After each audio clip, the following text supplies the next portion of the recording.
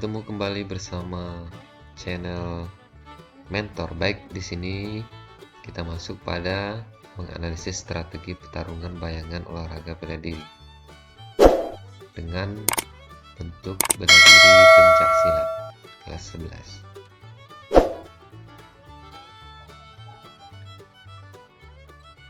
11. Kita lihat dari strukturnya. Di sini adalah yang pertama sikap kuda-kuda, pukulan dan sikap kuda-kuda tendangan, elakan dan tangkisan. Peta konsep, pengertian, tujuan, analisis, keterampilan gerak pencak silat, kesimpulan, penilaian dan penutup.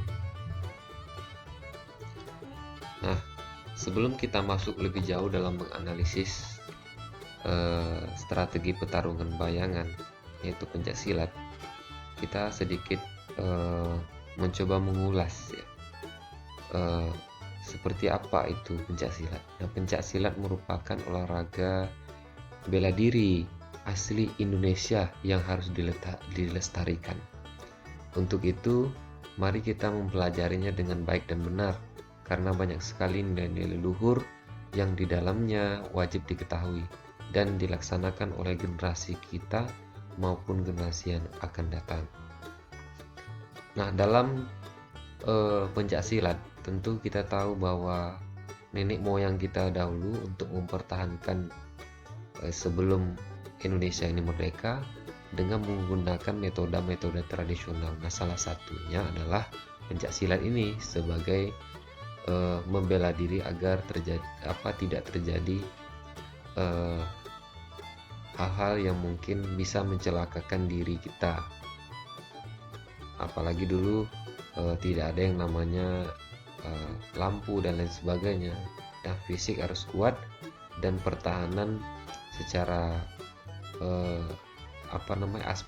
aspek yang mungkin bisa mempengaruhi kehidupan kita dalam merusak tubuh kita itu sendiri. Nah, pencak silat sekarang sudah dikenal sampai dengan internasional ya. Bahkan pernah di Olimpiade kemarin. Nah, untuk itu ada beberapa aspek ya yang harus kita ketahui. Ada 4 aspek. Yang pertama aspek mental spiritual ya, aspek seni budaya, aspek bela diri, aspek olahraga. Nah, apa itu aspek mental spiritual? Nah, pencak silat dan mengembangkan kepribadian karakter mulia seseorang. Nah, maksudnya ialah ketika ia mempelajari dengan bela diri ini, tentunya dia akan mendekatkan diri kepada sang pencipta gitu. Apapun itu. Nah, ini terkenal ya, dari agama apapun, suku, ras, yang itu sudah berhimpun dimanapun. Ini pencak silat. Nah, kemudian aspek seni budaya. Istilah pencak silat pada umumnya menggambarkan bentuk seni tarian pencak silat dengan musik dan busana tradisional. Nah, identiknya memang kalau yang namanya pencak silat dalam aspek budaya ini, kita mengenal pencak silat banyak berpakaian baju hitam gitu. Berbeda dengan seperti karate, judo, taekwondo, wrestling dan lain sebagainya. Dan dia punya ciri khas tersendiri ya. Kemudian pencak silat ini semacam ada jenis tarinya ya. Makanya disebut di sana ada laga tarung dan ada laga seni. Nah, ini dia pencak silat. Kemudian aspek bela diri. Nah, aspek bela diri istilah silat cenderung menekankan pada aspek kemampuan teknis bela diri pencak silat. Nah, artinya di sana aspek bela diri itu ada berbagai macam seni atau silat yang dia punya jurus. Kemudian dia ada beberapa teknik yang itu bisa menghindari serangan, baik itu dari pukulan, tendangan dan lain sebagainya. Dan itu disebut dengan elakan dan tangkisan kalau dikenal dalam buku ini kalau tidak salah. Kemudian aspek olahraga. Nah, aspek olahraga ini berarti bahwa aspek fisik dalam pencak silat ialah penting karena mencoba menyesuaikan pikiran dengan olah tubuh. Aspek olahraga meliputi pertandingan demonstrasi bentuk-bentuk jurus baik tunggal maupun ganda dan regu. Nah, disitulah kita mengetahui bahwa kenapa saya letakkan di sini aspek olahraga yang paling di atas.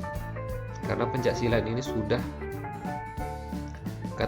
mendunia dan dia wajib kita lestarikan, dan pencaksilat ini sudah ada sejak dulu yang harus kita pertahankan, dan sekarang kita hanya melestarikan sebagai generasi. Nah, barangkali ini sebatas pengenalan tentang pencaksilat. Baik, kita lanjut saja dalam konteks menganalisis strategi pertarungan bayangan olahraga bela diri pencaksilat. Nah, perhatikan gambar di bawah ini berhubungan dengan aspek kehidupan. Kita tahu bahwa pertandingan pencaksilat yang identik tadi baju hitamnya ini seperti inilah pencaksilat, dan mempunyai sabuk. Nah, kalau pencaksilat ini biasanya identik dia ada spiritual tadi, yang dimaksud adalah menggunakan, dikenal ada tenaga dalam, tenaga luarnya mana, tenaga luarnya fisiknya, diperkuat fisiknya, tenaga dalam dan sebagainya. Nah, dalam aspek pertandingan pencaksilat ini kita memahami ada beberapa juga yang mungkin kita ketahui.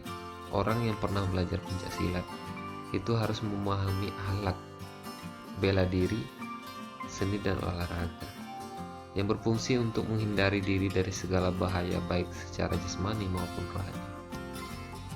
Inilah nilai-nilai yang terkandung di dalam pencaksilat. Oke, next. Nah, kita masuk pada analisis keterampilan gerak sikap kuda-kuda. Kita menganalisis bagaimana pola dasar ya. Pertama, analisis kuda-kuda depan. Nah, perhatikan sikap kuda-kuda depan. Nah, kuda-kuda depan gerakannya sebagai berikut. Pertama, sikap berdiri. Posisi kaki di depan ditekuk dan kaki belakang lurus, telapak kaki belakang serong keluar. Berat badan ditumpukan pada kaki depan, badan tegap dan pandangan ke depan. Kedua tangan bersiap di depan dada. Nah, perhatikan kesalahan yang sering terjadi ketika melakukan gerak sikap berkuda depan dalam bela diri pencaksilat. Sikap badan kaku, kaki kurang dibuka, posisi kaki kurang kuat dan berat badan tidak ditumpu di kaki depan. Nah, artinya kita harus menguatkan kuda-kuda ya, agar tidak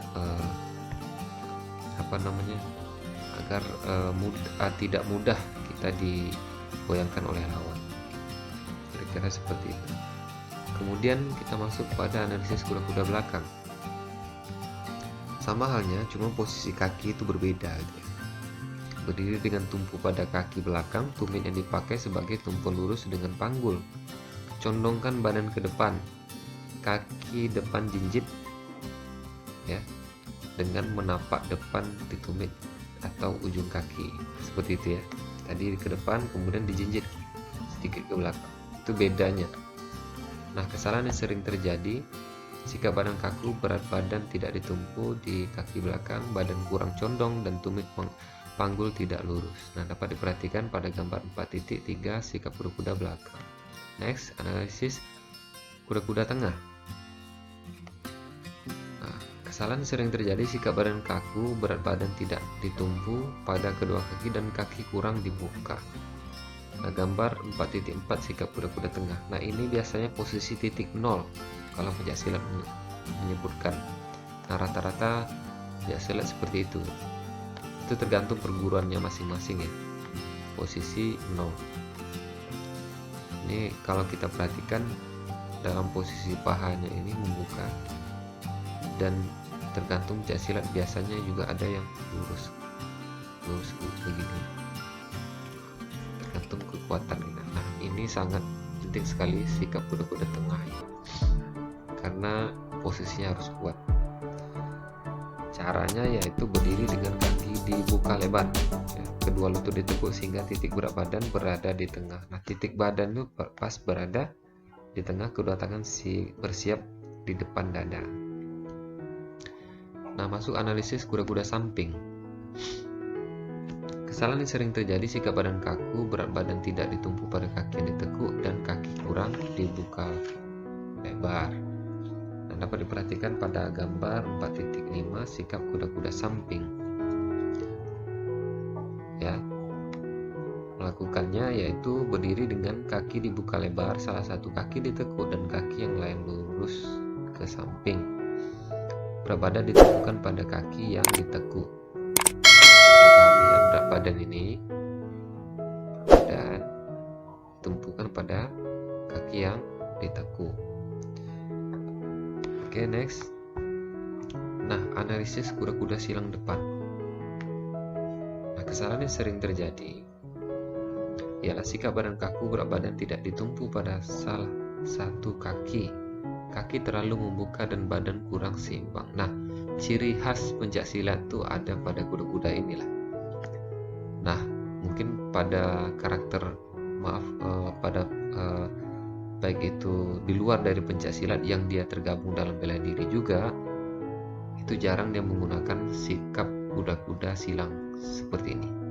Nah, ini ciri khas juga nih, salah satu ciri khas dapat dilihat dari 4.6 sikap kuda-kuda silang depan.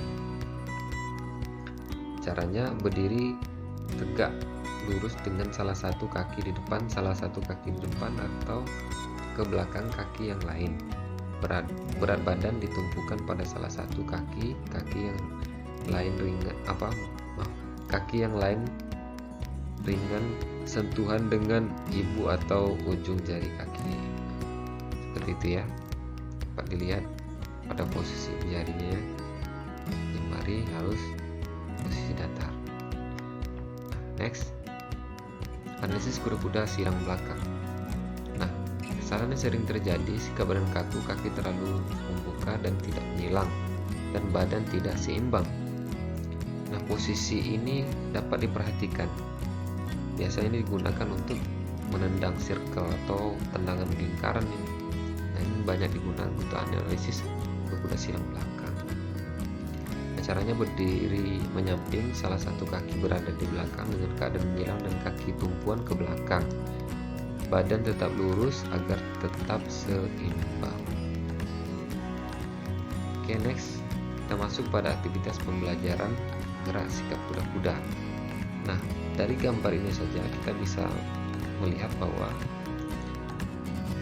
secara berpasangan dengan membentuk gaya kuda-kuda masing-masing, boleh menggunakan kuda samping, depan, belakang, dan sebagainya. Nah, ini berpasangan, namun berirama gitu, antara seperti ini saya sebutkan, sabuk biru, merah, katakanlah ini hitam, membentuk berbagai macam bentuk berkuda. Boleh berkombinasi dengan bentuk yang sama, boleh juga bervariasi, tergantung agar bisa melihat kawan sebelah untuk bagaimana melakukan sama-sama. Siapa yang bisa bertahan dengan posisi kuda-kuda seperti itu dengan berapa detik gitu. Nah, ini gambar 4.8 aktivitas belajar gerak sikap kuda-kuda. Oke, next kita masuk pada analisis keterampilan gerak pukulan. Nah, kesalahan yang sering terjadi sikap badan kaku, kaki kurang dibuka, posisi kaki kurang kuat ya. Badan tidak seimbang, pukulan kurang kuat, dan tangan tidak mengepal telungkup. Nah, ini pada posisi pukulan. Nah, ini macam-macam ya, ada pukulan depan lurus tapi depan. Nah, ini tergantung perguruannya juga. Ini berbagai macam sebutannya. Ini analisis pukulan lurus. Nah, bagaimana caranya? Yaitu sikap badan kaku, sikap kaki kuda-kuda kiri depan, kedua belah tangan bersiap depan dada, tangan yang akan memukul jari-jarinya mengepal, telapak kaki kanan dan kaki kiri sejajar atau paralel, sejajar ya. Tangan kanan memukul dengan mengubah kepalan telungkup. Lakukan dengan mengubah, mengganti posisi kaki dan tangan yang memukul. Nah, diubah nanti ya antara tangan kanan, ubah tangan kiri dalam posisi memukul. Itu seperti itu latihannya. Nah, kita masuk pada analisis pukulan bandul. Nah, kesalahan yang sering terjadi, sikap kuda-kuda tengah kurang baik, kaki kurang dibuka, posisi kaki kurang kuat, badan tidak seimbang, ayunan atau pukulan kurang kuat, dan tangan yang memukul tidak mengepal. Nah,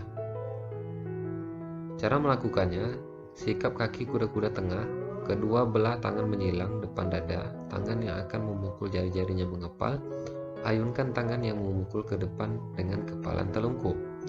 Tangan yang satu lagi tetap menutup badan sendiri. Lakukan dengan mengubah mengganti tangan yang memukul. Next, analisis pukulan tegak.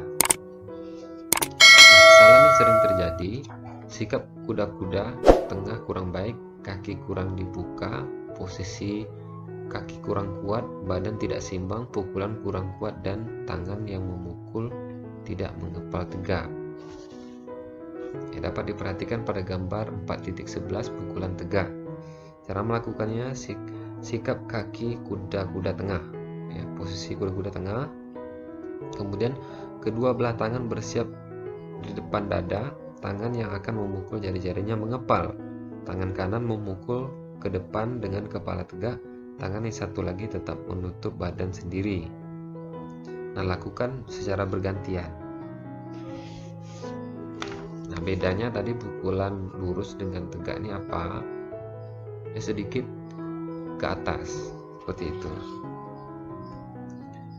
Next, analisis pukulan melingkar.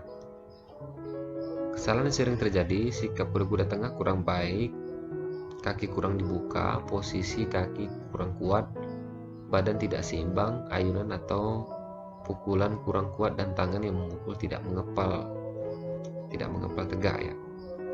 Nah, cara melakukannya, sikap kaki kuda-kuda tengah, kedua tangan menyilang di depan dada, tangan yang akan memukul jari-jarinya mengepal, ayunkan tangan yang memukul secara melingkar dari sisi kiri depan kanan dengan kepalan tegak, tangan yang satu lagi tetap menutup badan sendiri. Lakukan secara bergantian. Itu dapat diperhatikan pada gambar 4.12 pukulan melingkar. Nah, dalam posisi ini kita bisa lihat untuk bagaimana aktivitas pembelajaran gerak pukulan. Nah, ini posisinya bergantian ya. Boleh mencoba untuk berpasangan seperti sabuk biru dan sabuk merah tadi, menggunakan pukulan tegak atau pukulan lurus. Kemudian posisi sabuk merah bisa menggunakan pukulan bandul atau melingkar dan sebagainya. Nah, ini posisi melakukan secara bergantian. Nah,